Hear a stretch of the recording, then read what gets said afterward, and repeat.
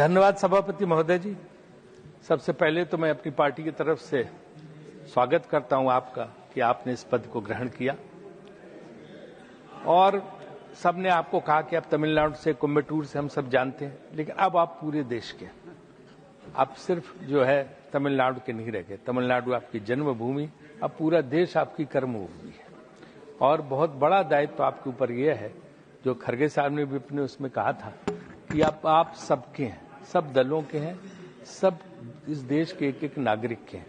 तो विपक्ष की तरफ भी आप देखेंगे, मुझे इसकी पूरी उम्मीद है, क्योंकि आपने हमेशा जो है न्याय किया सबके साथ। सदन चले, बड़ी चुनौती आपको सामना करनी पड़ेगी, सदन चले, और सदन चलाने की जिम्मेदारी जो है सत्ता पक्ष की पहले होती है, क्योंकि मैं संसदीय कार्य मंत्री भी रहा हूं, और उसके बाद जो है चेयरमैन अगर विपक्ष को मौका देते रहेंगे, सत्ता पक्ष को भी मौका देते रहेंगे तो चलता रहेगा। वरना क्या होता है कि सिर्फ शोरगुल में अगर संसद जो है समाप्त हो गया सत्र, तो उसका कोई अर्थ नहीं रहता। इस मामले में आपकी एक प्रबल भूमिका रहेगी मुझे, क्योंकि विपक्ष के पास सर होता क्या है, विपक्ष के पास न सरकार है, न अफसर है, न जो है दफ्तर है, सिर्फ एक संसद ही तो है जहां बोलने और बात करने आते हैं। अगर वो भी मौका नहीं मिला, उनको अपनी बात भी नहीं कह पाए और रख नहीं पाए, तो उनके पास है क्या?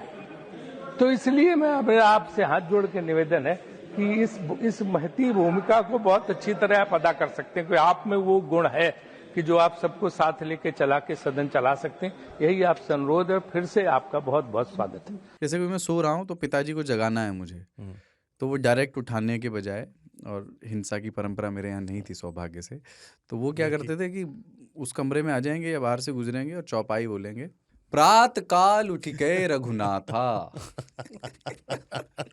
मात पिता गुरु नावई माता।